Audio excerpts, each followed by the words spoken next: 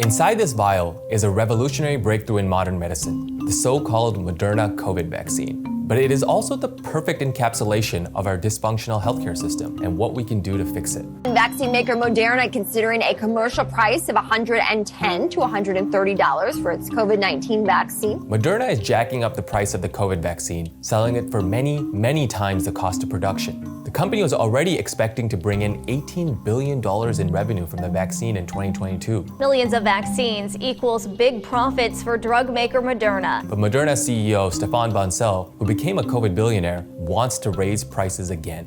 Now you might say, Moderna's entitled to charge whatever it wants. After all, a scrappy startup that nobody had heard of delivered a life-saving vaccine that changed the course of the pandemic. That's certainly Moderna's argument. But what if Moderna isn't telling you the full story?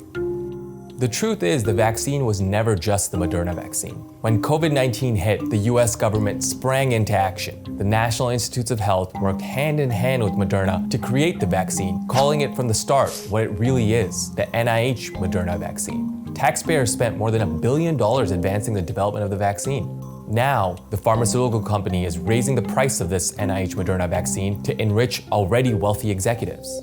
How do they get away with using publicly funded innovation to fuel corporate greed?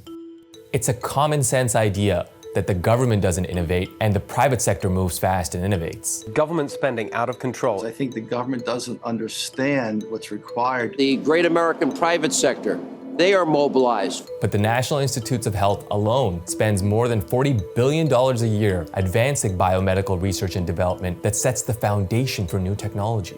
Moderna is a great example of this. The major breakthroughs behind the NIH Moderna vaccine, from the invention of the stabilized spike protein to the underlying mRNA vaccine technology, were all funded by the US government heavily. Moderna has benefited immensely from the public sector, receiving funding from the federal government reportedly since it only had 3 employees. But the private sector often succeeds at profiting astronomically off of publicly funded innovation because the public sector gives away technology and funding without asking anything in return. The federal government just hands this stuff out. They're the most one-sided contracts I've ever seen. And what have the results of exclusive corporate control been? To start, Moderna wildly overcharged countries for the vaccine and initially sold doses almost exclusively to rich countries, frustrating the Biden administration and hurting efforts to stop the global pandemic. Moderna also refused to share the vaccine recipe with South African scientists working with the World Health Organization to scale up global production. And now Moderna is raising prices. The former head of the CDC, Dr. Tom Frieden, said it best. They are behaving as if they have absolutely no responsibility beyond maximizing the return on investment. To add insult to injury, Moderna barely even acknowledges the role of the federal government in its success. You may have noticed, Moderna is not calling it the NIH Moderna vaccine.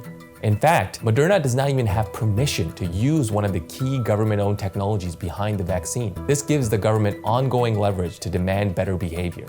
The Biden administration should use it. The administration should say enough is enough and use all the leverage it has to limit price gouging. Moving forward, the Biden administration can require that companies that benefit from public dollars act in the public interest. This should include requirements to set reasonable prices and promote equitable global access. Public dollars should mean public goods. It would be better for everyone, except maybe a handful of Moderna executives, if your tax dollars funded reliable healthcare, not corporate greed.